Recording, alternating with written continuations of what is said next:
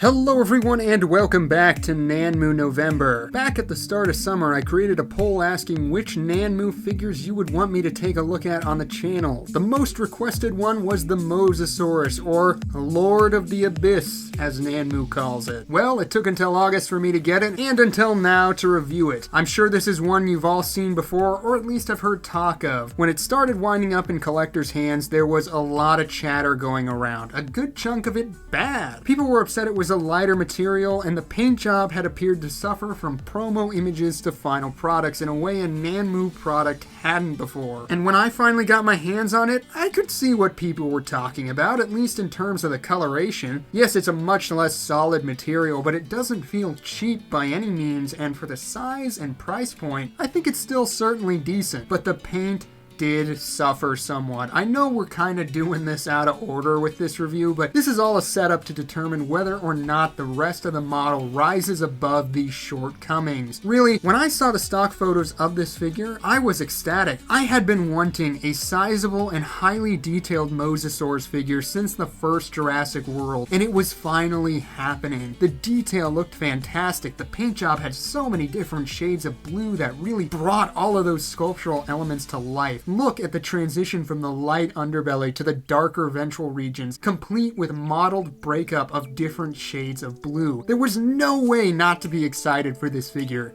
And the track record for Nanmu was such that I didn't expect a huge disparity between promo and final products. Those changes are unavoidable. It's all just a question of extent, and this one definitely came up short. It just turned out so incredibly monotone, and what variations and transitions in color that do exist are still very similar to the main coloration. Seeing in-hand photos and getting my own, I was missing that deep blue, that turquoise, that light cream, the dry brushes, all of it, and I couldn't help but be disappointed. It is somewhat more vibrant under my harsh review lights, but when it's just sitting on a shelf, it looks like a gray-blue hunk of plastic, which is underwhelming to say the least. So with that in mind, is the sculpt and size of this thing enough to save it? Well, let's take a closer look and find out. Taking a look at the head, Nanmu is really giving us a lot to love here. The scale work on the face is pretty well done, as are the details around those striking golden eyes. I will say, for whatever reason, the details on the top of the head are my absolute favorite part. The uneven scaling up here looks great and pops a lot better than the work on the face. Like most of Nanmu's figures, this Mosasaurus features an articulated jaw. The joint is kinda loose on mine, so it opens a bit easier than I'd like it to, and there's basically only two settings: closed and wide open. You got the clear plastic teeth, which are very sharp, I might add, but for whatever reason, the area around the base of the teeth is also that unpainted yellow plastic, which is just bizarre. It makes it look like the teeth aren't even growing out of the gums, but are simply just stuck on in like a ring. Don't know if that's just mine, but yeah, was it impossible to put a little more paint in there? Not like there was a ton on the body. There should have been plenty left over to finish the mouth with. What paint is inside the mouth looks a little rushed to boot. You can see areas of blue peeking through the pink, and that's never a good sign. Maybe they were going for a mottled look, some breakup to make it look like the mouth of a dog or something, but for me, it just looks sloppy and unfinished. I will say, the fact that they included those inner teeth on the roof of the mouth is awesome, so definitely props to Nanmu for that, but beyond that, yeah, kinda unimpressive job with the jaw on this one, and that's before we even mention the rough throat seams. Again, that's all expected, it's just something I wish was hidden a bit better.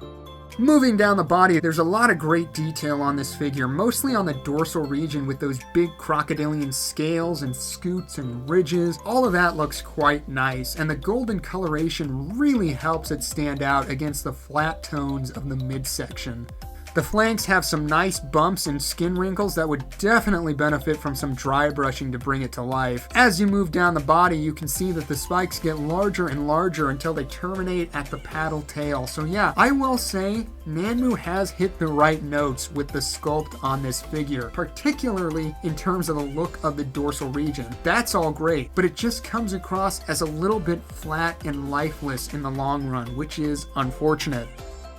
Taking a look at the paddles or fins or whatever, love the uneven sort of wavy nature of the edges, and you can see those wonderful bumps and wrinkles on them as well. They feel weathered and lived in, which is great, and also exist as the greatest example of areas with paint transition on this model. The bases of the fins look great with the bunching up and twisting of the skin as the animal rotates its flippers about. This all looks very well done. The underbelly has some nice wrinkles and folds of skin, particularly in the gullet region. There you have the Nanmu logo stamped on. I'll also say that the underside of the tail looks great with all those wrinkles and folds, adding to the leathery nature of the skin. As far as the pose goes, pretty simple, pretty straightforward. The Mosa just sits on its flippers while its body arches in a slight curve to the left. Nothing too big or complex, but that may be a blessing given how much shelf real estate this thing takes up. A motion-heavy, undulating pose would be a nightmare to accommodate.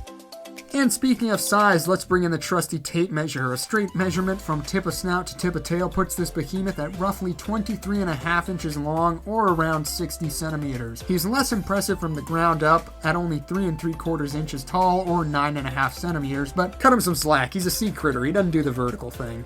For size comparison, here it is with the other Nanmu figures. I think Nanmu have, by and large, done a fairly good job at keeping their products in scale, but if I'm being honest, I think this Mosa could still stand to be a little bigger. Nothing drastic, but it just doesn't seem to have the massive size of the film counterpart when compared to these other figures. I wish I had the Indominus, that would be the one to compare, but yeah, just based off of this, I can only assume this Mosa doesn't quite have the chops to bring that beast down. I think the whole question of size is especially true when we see Chris Pratt with this figure. In the film, the Mosa was able to munch on a babysitter and almost an entire pteranodon in one bite. Here, it looks like Chris would be a big enough mouthful. I don't know, maybe I'm just thinking about it too much, but these are the things that keep me up at night. It just doesn't seem to be as big as it needs to, which is kind of a blow when a big chunk of its appearance is underwhelming. Then, of course, we have the Mattel creation, basically the only other option for a sizable Mosasaurus from the Jurassic franchise, thanks to Hasbro's inability or unwillingness to make a proper one. You know, seeing these two side by side, the paint looks a little more complex on the $30 toy. Okay, that's not entirely true, but it's not far off.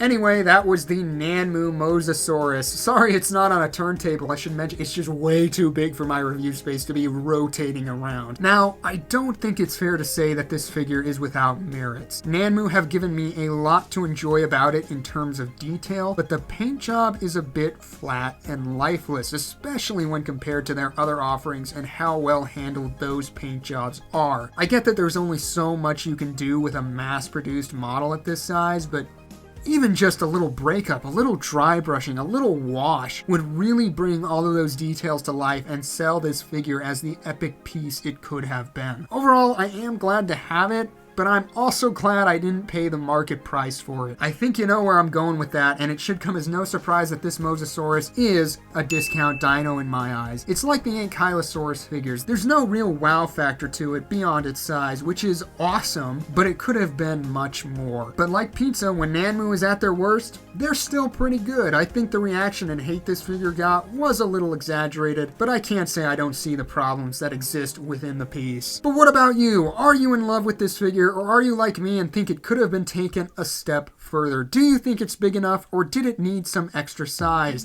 Drop a comment down below letting me know your thoughts on this figure, and as always, thank you so much for tuning into today's review. I hope you enjoyed it, and I hope to see you again tomorrow for the conclusion of Nanmu November.